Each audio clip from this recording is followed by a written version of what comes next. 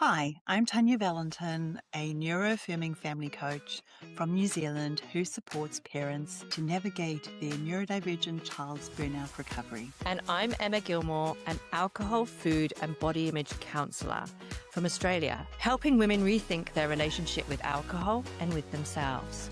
Welcome to Meltdowns, Menopause and Magic, a podcast where two late diagnosed mums talk honestly about midlife, neurodivergence, parenting children in burnout, and finding ourselves again along the way. If you've ever felt overwhelmed, unsure, or like you're the only one struggling, You're not alone here. Grab a cup of tea and come and sit with us. Welcome, both of you. Lovely to have you both. you.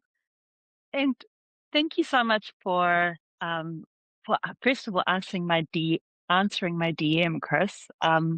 When you send things out to people, you never know quite how it will be received.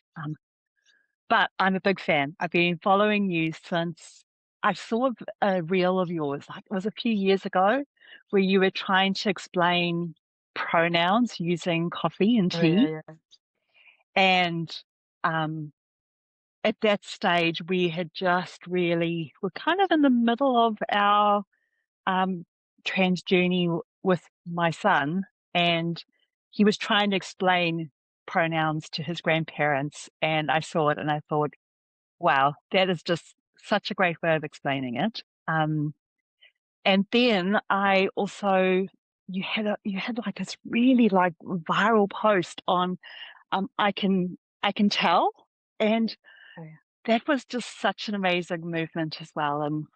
And I just really love meeting people who are in the gender diverse trans space because, you know, a lot of times, especially for our children, representation really, really counts out there in social media. And to have somebody that's just really open about their journey and does it in such a clever and funny way. It's just really amazing. So yeah, just thank you so much. Did you show the grandparents the analogy, the tea analogy? I did, and well, they're slowly getting it. I think it's harder for my eldest, who is non-binary, for the grandparents to get the they and them. Yeah. My son is, goes by he, him. Mm. So I think it's easier for them to get the he, him. But I Yeah. think sometimes for grandparents, the they, them is a bit harder because Yeah. they keep on thinking about it more in a plural way. Yeah. Yeah. But yeah, it's great. I love the bit where you said, when someone says, I didn't ask for sugar, in this, you don't say, well, you don't look like the type of person who doesn't take sugar. And I love that bit. It was really, Yeah. really funny. Well, that video came about because of things that people had said to me, real things like, "Oh, I'll try, but I might not remember," and things like that. Yeah. And so it was, the intention of that video is for people like family members who want to do the right thing but might be a bit scared. And so the grandparents are, they're the target audience for this, for that analogy, because I posted that, and obviously you get some people saying, well, they push back on it and they go, well, blah blah blah, I'm not going to do that. And it's like, well, this video isn't for you. This is actually for people that love their trans or non-binary family members or friends and want to be able to affirm them. And this is a way to sort of get around that real awkwardness of like, oh, I don't want to get it wrong, so I just won't even say any pronoun. And if you're going to do that, then you'll never get used to they them, because they them was clunky for me when I first started using it, because it didn't make sense to me because it felt like a plural. But now it's only because I've used it so much that it sort of sinks in. And same with my daughter who's 10. When we read a book together and I say they, she gets all excited, and I'm like, oh no, it's actually two people. So her first thought is that must mean it's a non-binary person in the story. So it's just getting used to words and different meanings for words. And it's the same as any new word that we introduce to the English language, like selfie. Yeah. Like we weren't saying selfie 20 years ago, but now everyone knows what a selfie is. So yeah. Yeah.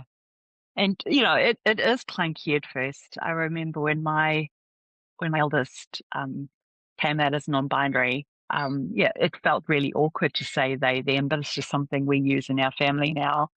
Sometimes we get it wrong and then we're like, oops, sorry. And then Yeah. just, but they don't mind because they know we're trying. So, Yeah. And I think there's so much discourse online about how trans or non-binary people are going to bite your head off if you get it wrong. And so people then just become fearful to try anything. And it's not the case. Like if I think mostly if you can see someone's trying and it's an honest mistake, you you're going to be fine with it. So yeah, I think there's just been a lot of stuff online that's just not representative of actually what really happens within real families. Someone's saying there are non-binary kids books. Yes, yeah. yes, there are. Yes. We've got he, Yeah. she, and they. Oh, it's called Jacob's School Play with he, she, and they.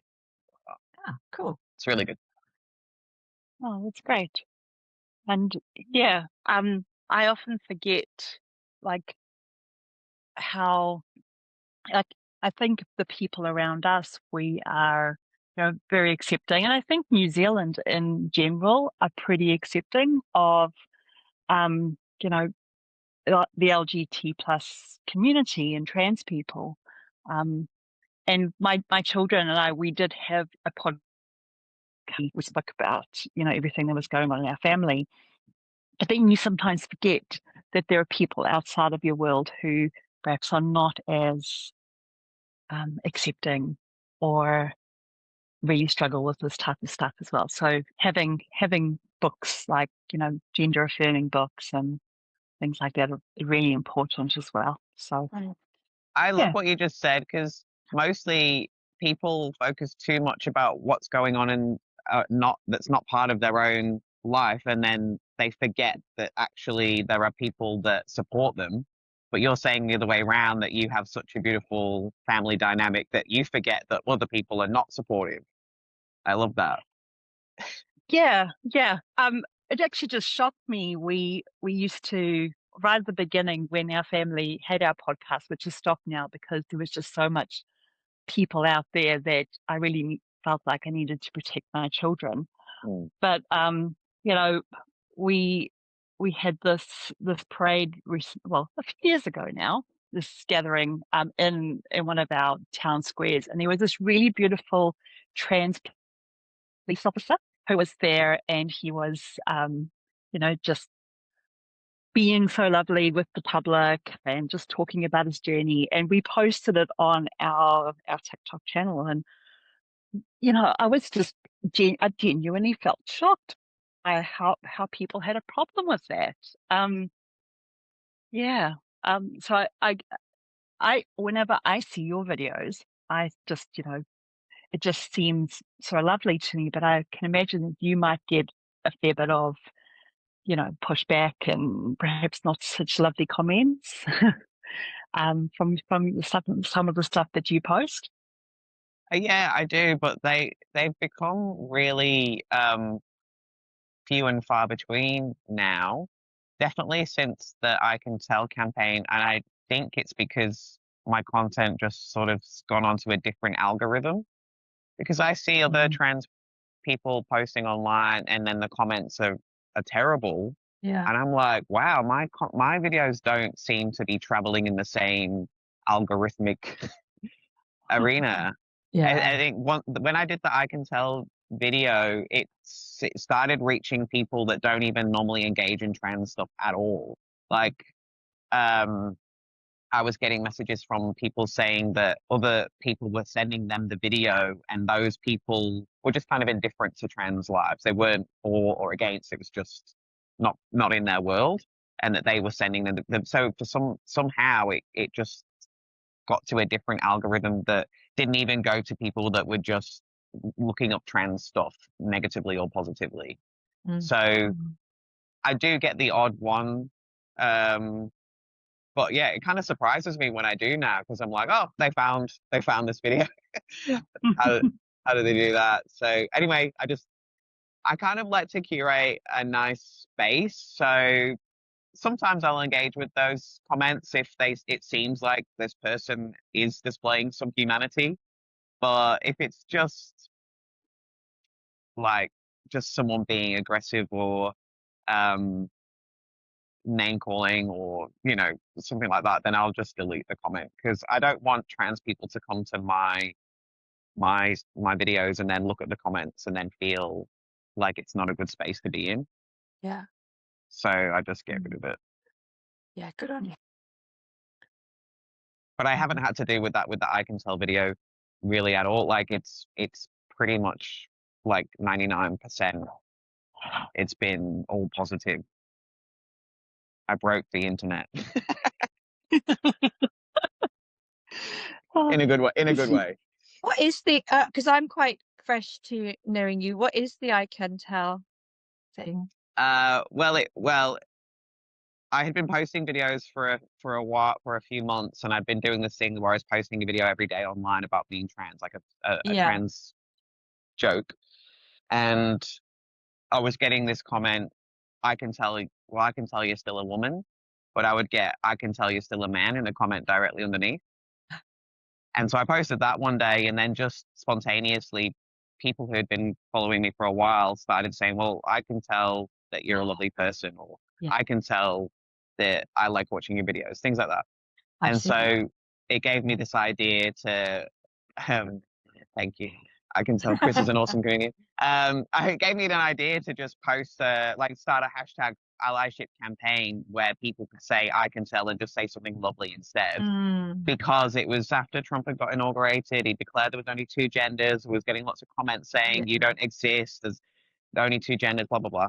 And a lot of trans people online I could see were feeling very isolated and that they didn't have any allyship or supporters and that they were feeling very alone. But that hadn't been my experience because I'd been posting videos for a few months and I'd been getting largely a lot of lovely comments and interactions and community. So I wanted to, so I was like, that doesn't seem right to me that more people are against than for trans people. I don't think that's the case at all. I think it's more people are for or indifferent, like live and let live, than actively against.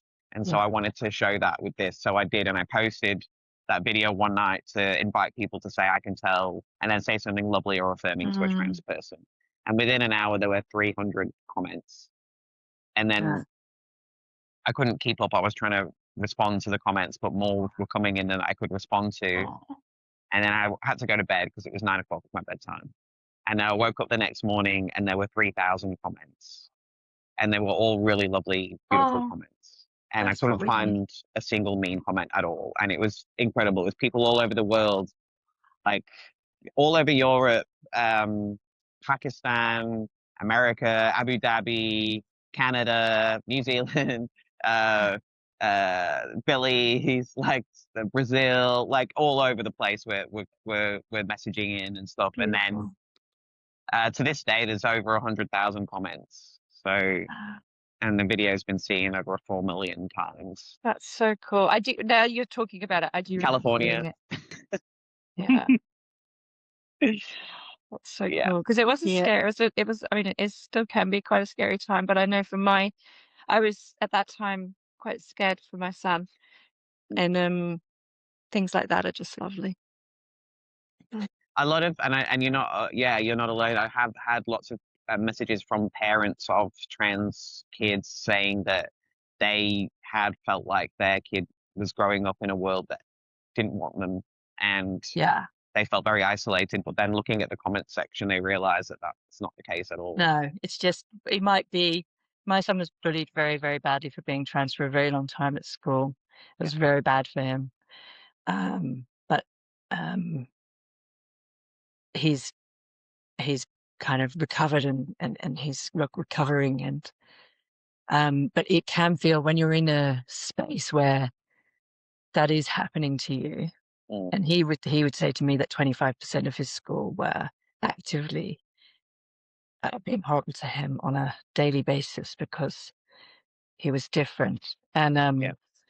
he wasn't very good at keeping his mouth shut and his head down. So he became even more of a target. So listening to that, beautiful. And when I'm listening to you, Tanya, I'm like, that sounds so lovely, because obviously in our house it is like that. But for him in the world, it hasn't been. Yeah.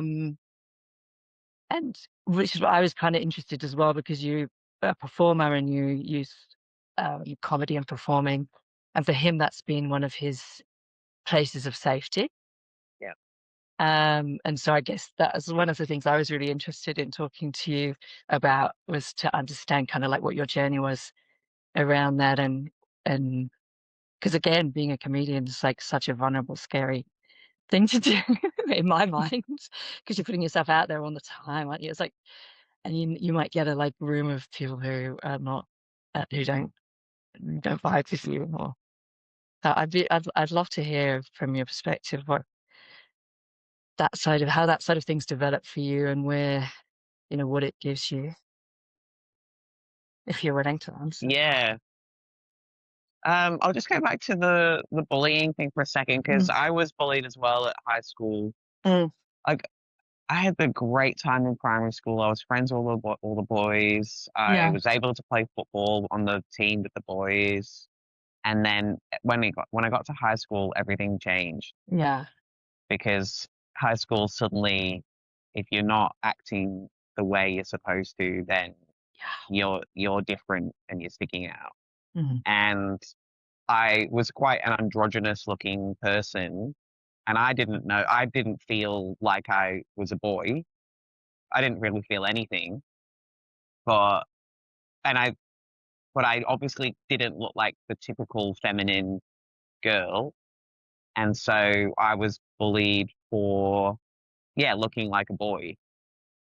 Not that there was no discussion of transness at the Yeah. time. It was just not conforming Yeah. to what people expect of a girl. So, yeah, I didn't even have any ideas about my sexuality or anything at the time either. So it wasn't like I was outwardly doing anything that really garnered any attention. It was just didn't look like what they expected, I suppose. Not being typical. Yeah. And yeah, I don't know. It's where does like actually being trans or just not conforming to this strict idea of gender Who that you're we supposed to have. be. Yeah. Yeah. So that's an interesting thing to think about, because Mm. that means that any kid, like a cis kid, if they're not, conforming to that idea of gender binary, then they will get bullied as well for that. Yeah. So it's not even just about being trans, it's just about not looking like a girl or a That's boy. exactly right. Yeah. Um, so yeah. How old is your son? He's about to turn 18. Okay, so he's out of that situation now. He's nearly out of it. Yeah. He's nearly out. He's doing his last year of school now. And it's much better for him now. He's in the top grade. But even, Yeah. he had to leave for a bit and go to a bit of an alternative school for a while, just to recover from what Yeah. happened. He's Yeah. gone back now, but yeah, it's been really tough for him. Yeah. And real hard to witness. But he's like the coolest kid. He's got a lot of things he's got a lot of things that he does, and he's got a nice group of friends as well outside of school. So That's really lucky in that way. Yeah. Yeah. Yeah. That's really cool. Not living a non, it's like, it's not an unhappy story, if you know what I mean. Like, I always think that people are like, when you talk about things like bullying or stuff like that, people are always like, oh, this is a tragedy. And it's like, well, it's kind of, there's sad things about it. There's some really hard things about it, but there's as many joyful, cool things about it. Yeah, like, not the bullying itself, but Yeah. it's not that we're not living out this tragedy. You know? Yeah. Really cool things happening too at the same time, Yeah. Well, it sounds like, yeah, I mean, it's worse if it's bullying on top of a not a good home situation, but it sounds like he's got really loving, supportive family. So Mm. that's that's a massive deal in that situation. It's not like I didn't have an unsupportive family, but I was so embarrassed about being bullied that I never said anything Yeah. to my mom. Yeah. My older sister knew a little bit because she was in the same school, but then she left, so that was, Yeah. yeah. She We confronted we one of the didn't know a bullies for lot me once. until it got really quite bad, I think. Yeah, We didn't because kids don't want to say, do they? Bless them. no, They want to yeah, worry people. yeah, Mm. yeah. Mm. But yeah, it's like every single school has a bullying issue. It's across the Yeah. board, and it's something. Yeah, I don't even know how. Yeah, that's a big thing for my. I've got my daughter who's 10, and Yeah. so she's like less than 2 years away from going to high school, and Yeah. I'm just like, oh my goodness, what? I Yeah. mean, she might be one of the bullies. Yeah. That would be so funny. That's my biggest fear is making sure she's not a bully. Yeah, yeah, yeah. Yeah. Um, yeah, so comedy, I started comedy back in 2018. I just did a performance, but it was way before I'd even considered transitioning. I was been out as a lesbian for years, and Yeah. so yeah, I just wanted to try doing that. I'd done a bit of performance when I was a kid, but I hadn't done anything for years. I guess I'd had the confidence knocked out of me from high Yeah. school. But yeah, I gave it a go and I sort of dabbled with it, and then for a year or so, and then we had the pandemic happen, and then it wasn't long after the pandemic when I um, had started exploring gender, and I'd gotten married to my wife, who it was the first time that anyone had ever called me handsome, and she saw like a masculinity in me that I hadn't really. I guess I was too I guess after the school thing, it's not like I was actively going super feminine, but I wasn't looking at that, Yeah. the masculinity. Anyway, so yeah, she sort of made it a really like safe space to just explore that and know that she was going to love me no matter what, and also that she celebrated masculinity that she saw. So, Just um, and then and I was trying to impress her when we first started seeing each other, so I got back into doing some more comedy and stuff. So um yeah, and then I started my transition, and then I've been hosting a show or producing a show here in Sydney called Queers of Joy, which is a night that celebrates trans and gender diverse artists and platforms oh, artists. And so I've been hosting that since December 2020, and I do a bit of comedy in that, like just as a host. And just over the years, I've just been like, oh, it's comedy is something that I obsessively think about. I love the structure of it, telling jokes. I find it a really, I mean, that's humor is definitely how I handle life. Um, and mhm. so I got back into it properly about a year and a half ago. I did a show at the Sydney Fringe, and I did like a half an hour set, and I'd longest one I'd ever done, and it went really well. And so I was like, yeah, that's definitely what I want to be doing, and just being really silly about being trans because all I'd seen, it took me so long to figure it out that I was trans.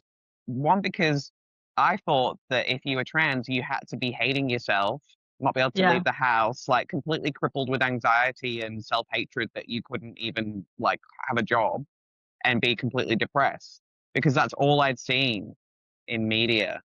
And so I was like, am I making it up? Like, so yeah, because I felt very incongruent, like with the looking at my body, going, that doesn't like these boobs do not look like my boobs. They look like someone else's boobs have been stuck on my body like that. But it wasn't to the point of like I'm so stressed out about it, I can't deal with life. And so Yeah. it felt like I was making it up. But um, I sort of went down the route of went to a counselor and talked about that and talked about how it felt like painting a beard on my face because I was doing a bit of like drag kinging. Yeah. Um, and she said that's gender euphoria. I'd never heard of that term before. I've not heard of Um, that either. have you not heard of it's yeah, so it's the euphoric feeling of affirming your own gender. And so it's something that we're looking at more because the focus so far has been so much on dysphoria when Mm, actually a lot of trans people don't feel this, acute depression of dysphoria. They just feel the euphoria, or they feel the euphoria more than they do the dysphoria. Yeah, right. So That makes sense. yeah, I think maybe a lot of yeah. So that's how it was for me, and I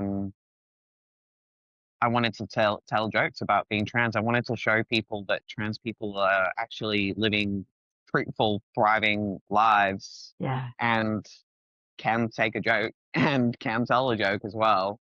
Um, yeah. So that's and then the being on stage and being vulnerable. I mean, to me, it doesn't feel very vulnerable because I'm in control. I'm the one with the microphone. I get to position myself as not a victim, that I'm controlling the narrative. I'm telling the story. I don't have, the story can end however I want it to end because I'm making it up. Like, Yeah, yeah, yeah. you know, and there's just so much silliness about being trans and like, there's just so much to find joyful being trans as well. There's so much material in how I'm seen now, how I'm treated now by the general public. Now they see me as a man compared to seeing me as a woman. Like there's just so much of society that can be kicked at or taken the mickey out of because of this obsession with gender and expectations that we have. Yeah. It's very interesting, isn't it? Yeah, like I okay. was working at this retirement village in a cafe there, and it was the first time I'd really got seen as a guy since starting testosterone. And they, so they thought I was a straight man married with a child, and so they treat me like that. Yeah, And I get loads and loads of praise for the most tiny stuff. yeah. Like they're so impressed that I took my daughter to school or that I cooked my wife dinner, all of that stuff was shocked Yeah. me at the time. So I was just like, oh, because you hear about male privilege, but it's not until you actually experience it firsthand that it really clicks. Because I could get it in a logical perspective, but then I Mm. was like, oh, it's just those little things like low expectations. So yeah. Yeah.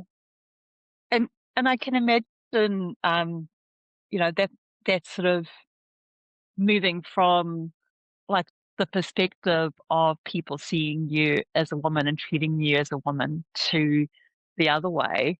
Um, they must take a bit of getting used to, I can imagine. Just because of seeing the world a particular way or people seeing you in a particular way. Yeah, I did.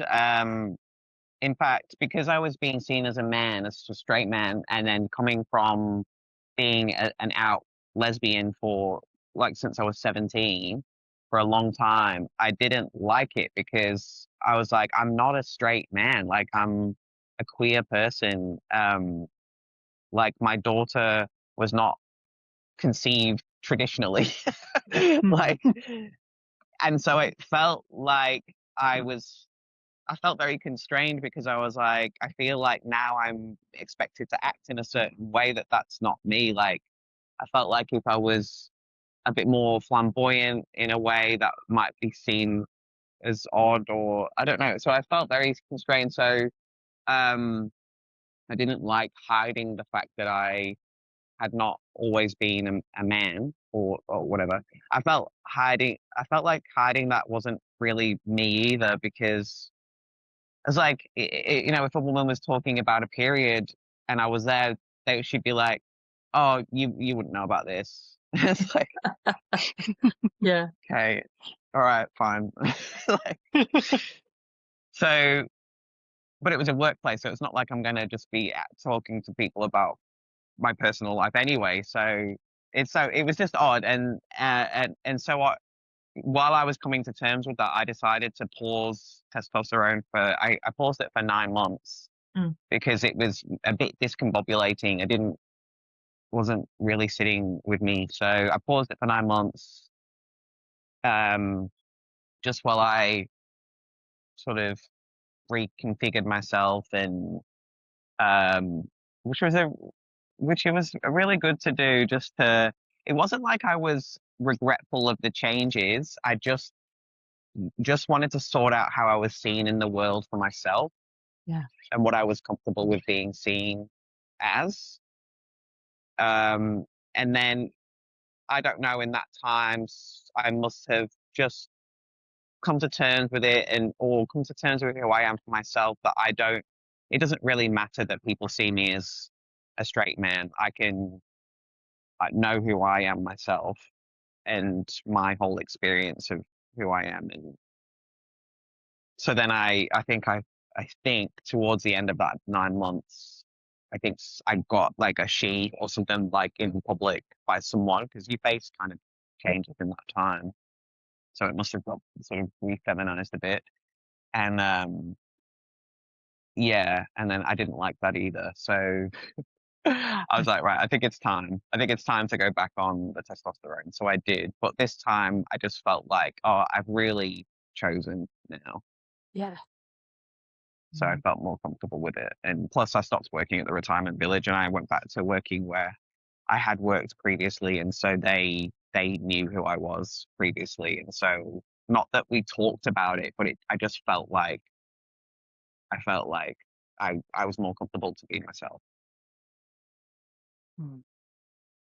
Yeah.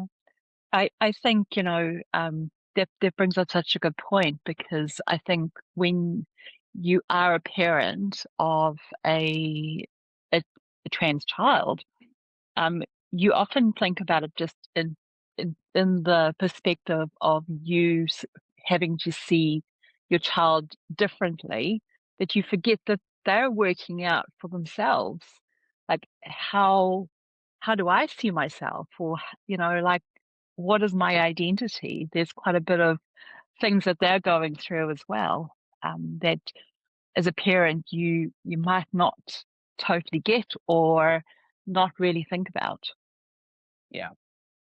And I think for me, the more I go down this road, this journey, it's actually not, it becomes less of an identity and more of I'm just me. Yeah. The language and how I say, oh, I'm transmasc or I'm non-binary, or that's for other people, for them to kind of place me. But actually, the more I'm in it, I'm just me.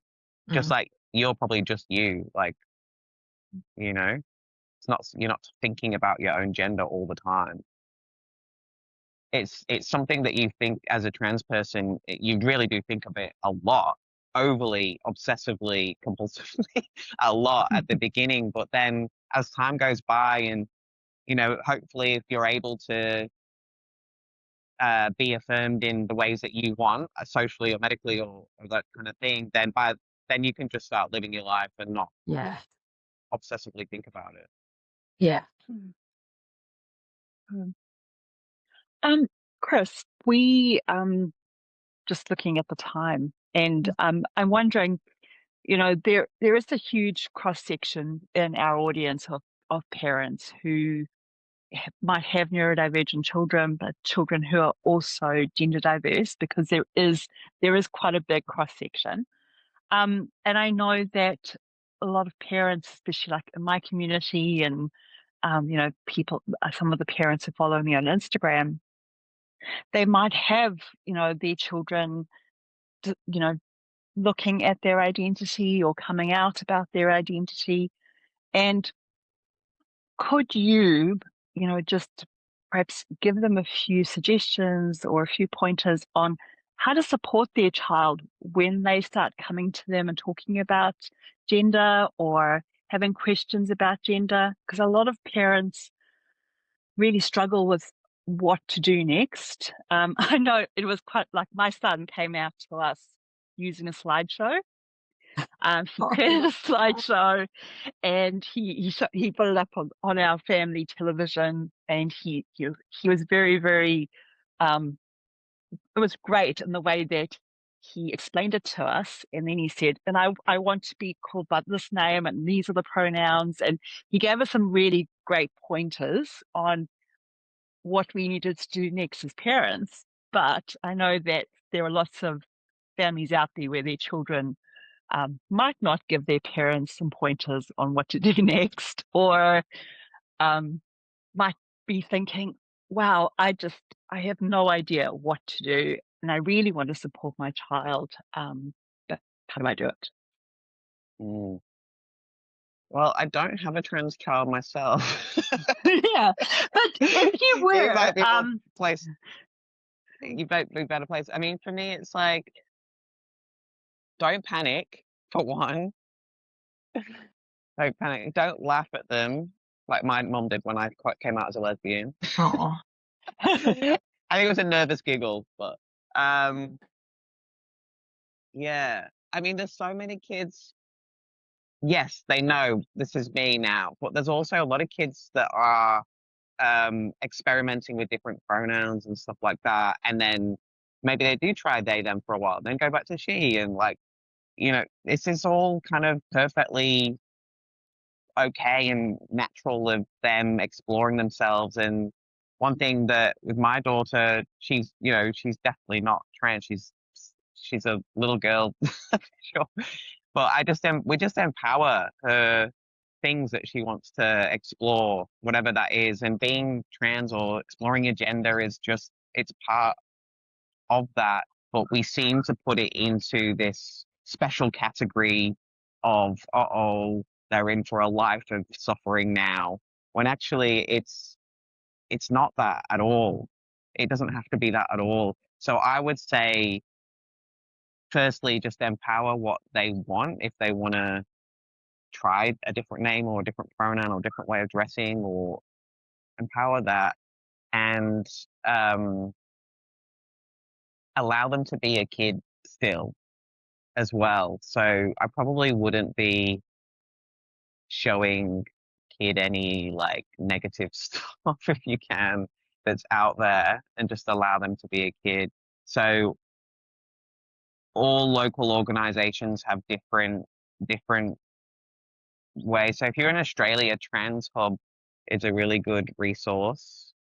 It's online and it's by ACON, and that will give you, and it gives you all of the local things wherever you are. Like there might be an ACON like in a regional area that you're in, because it's definitely different being in Sydney or Melbourne than it is regional Australia, for sure.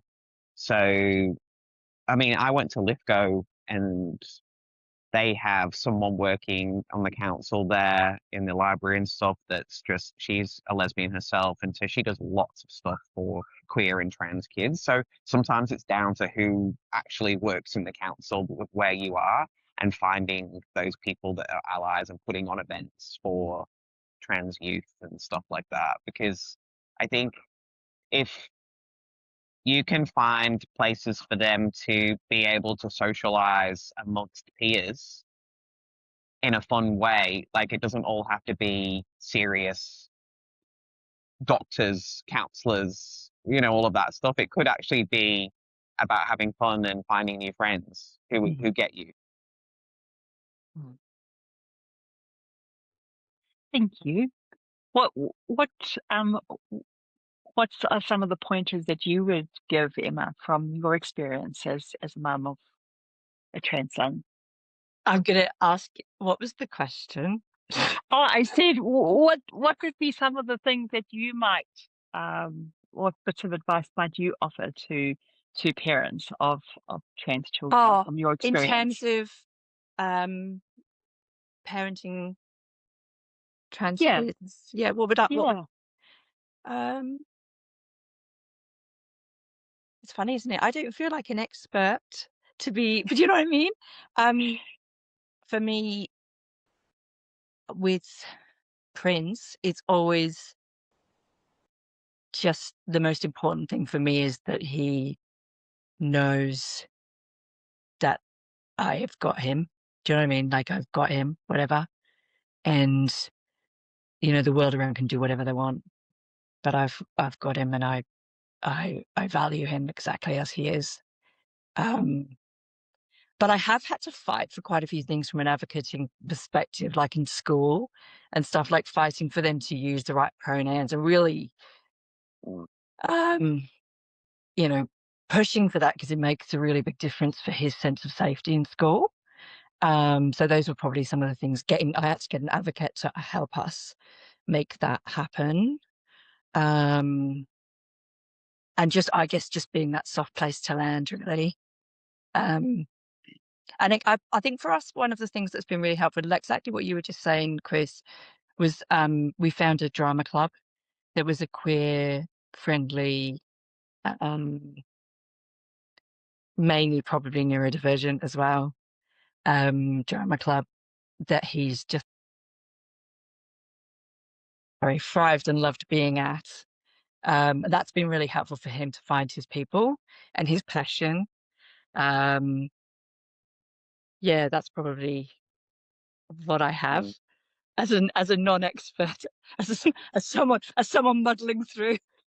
That's so important though, is like finding a place that he can, like the drama club, and it just so happens that they're people that he can feel comfortable with. Maybe not everyone's gender diverse, Yeah, but it's just being around people that you can just be comfortable to be yourself. So he's that's not right. constantly thinking, oh, I hope they're seeing me for who I am, or I hope they're going to affirm me, or what if they say this? Like, it's just finding those places, like, Yeah, yeah, that you could just breathe.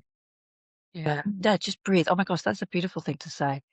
Yeah, and moments, there's moments where you can just have a giggle and be an idiot, right? Like, Yeah. how about you, Tanya? What are your I, thoughts? I was just thinking about how different our experiences of schools are, Yeah. Emma, because I was really frightened about like the school, because the first school my son went to was an all girls school, but Mm, he was a trans male in an all girls school, but we went for orientation, and we had a teacher who was not so nice, like at the initial interview, but then when we went the second time, they automatically just put him down as he, him, and his preferred name on the roll. And had been quite a lot of bullying at that school, so we moved mm, into another school this year, and it was the same thing. We didn't mm, even have to fight or ask for it; they just automatically put it on. And actually, the new school is a co-ed school, and some boys can be quite not so great. yeah, But he's just managed to find his crowd of friends, yeah, and there's still some people that are not so nice, but he has really been able to find his people, and I think it's just you know meeting your child where they're at, mm, and just keeping that line of communication open has been the most important thing for us, and just make it safe for everybody to be learning together. yeah, Um, you know, and at the beginning it was a bumpy road for our whole family because we were still trying to figure it out, and but I think we just normalized that everybody is learning together and everybody's um, changing. We're going to make some mistakes, and there are going to be some questions or just some ways that we might have to figure things out together, and yeah, and then we just muddled through together to get to a place where we are now, and where he feels like his gender is affirmed in our home.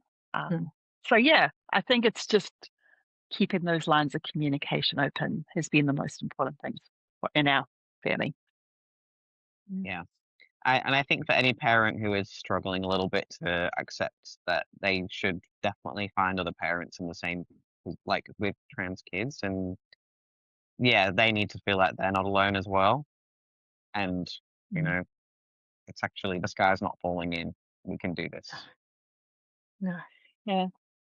And I think that's why people like yourself are so important, Chris, Yeah. because I think a lot of parents, when their child comes out as trans, they automatically think of the stereotype or how hard life's going to be. Yeah. And I think there are a lot of hard things out there in life in general, but having a different point of view or a different, just an alternative of from that sort of depressed, struggling, uh, you know, life's going to be absolutely awful for your child, which I think frightens a lot of parents. Yeah. To, hey, there are some really great aspects of this too. And what I've noticed with my son and my eldest child who's non-binary is they just feel so much more comfortable in who they are as a person. Um, Now that they can express who they are and you know and explore and experiment with their gender in a safe place, because I could see how conflicted my son was before he came out Yeah. and how much he was struggling with that. Yeah. Mhm. Okay. um Did we want to do a little magic moment, Emma? Sorry, we might put you on the spot here, Chris, but we finish our podcast just with like a little thing like that made us smile or just felt a little bit magical to us in the week or the last couple of weeks. Um, just that's the magic part of our podcast name. Right. Um, yeah. So, did you have a magic moment, Emma? I'm just thinking, I think I had, this is going to be weird and really random, of course. So yesterday I was feeling really sad and I do this dancing thing with a group. It's just like free dancing to music on Zoom, which again I know is a bit strange. Um, and I had was listening to this beautiful song, and all of a sudden I was able to have a cry. I'm not a good crier. The conditions have to be perfect for a cry. It's like everything has to be right, and I have to have like the right song, and I have to really try and like concentrate. And it was like I had this like lovely little cry, and I was giving myself a little hug, and then I couldn't sit in it too long because it was a bit too emotional for me. So I had to go and Shazam the song to distract me. Like, oh, okay, great, I can put that on my playlist.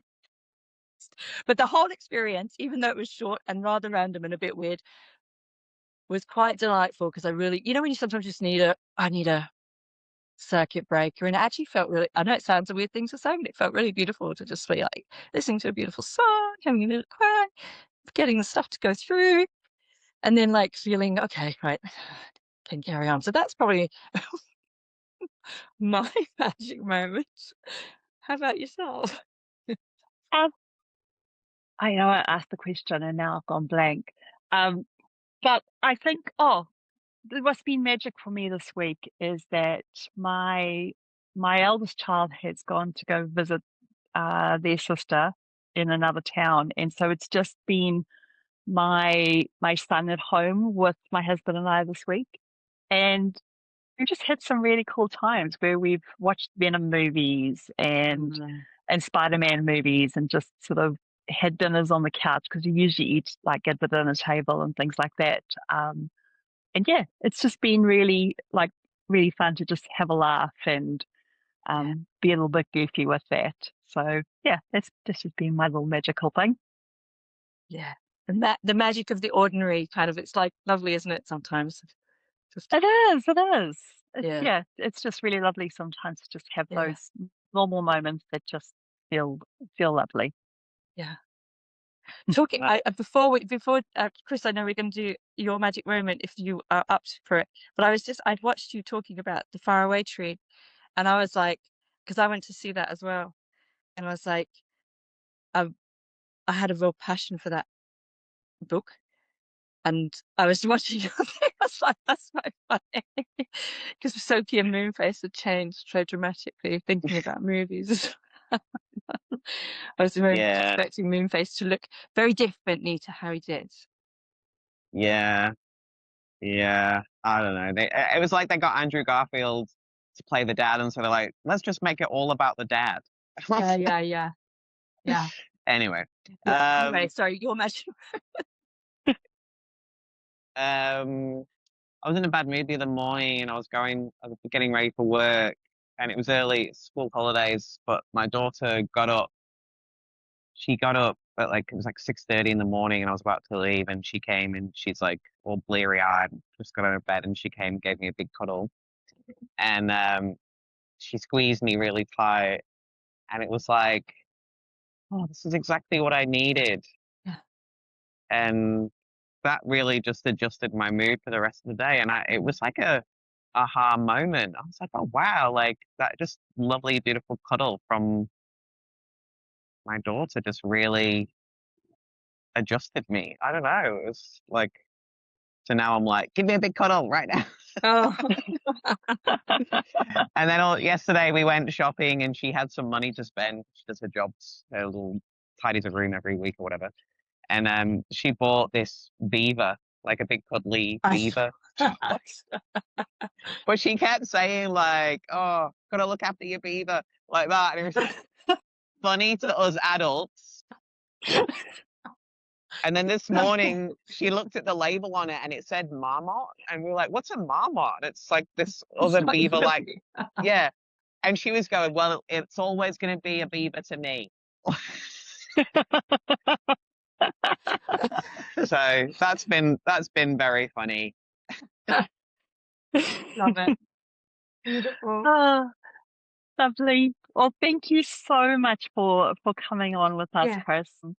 Yeah, it was so lovely. I only messaged you on the weekend, and you've been jumping on online with us this week. So thank you so much. It's been really lovely chatting to you. Yeah, you too. Thank you for spending this time with us. If this conversation helped you to feel a little less alone, Or you're a late diagnosed mum navigating alcohol and body image in midlife. or you're parenting a neurodivergent child in burnout and need support, you're welcome in our communities. Links are in the show notes. We'd love you to share this with another mum who might need it too. Please be sure to like, comment, or subscribe so that you can be notified when new episodes air.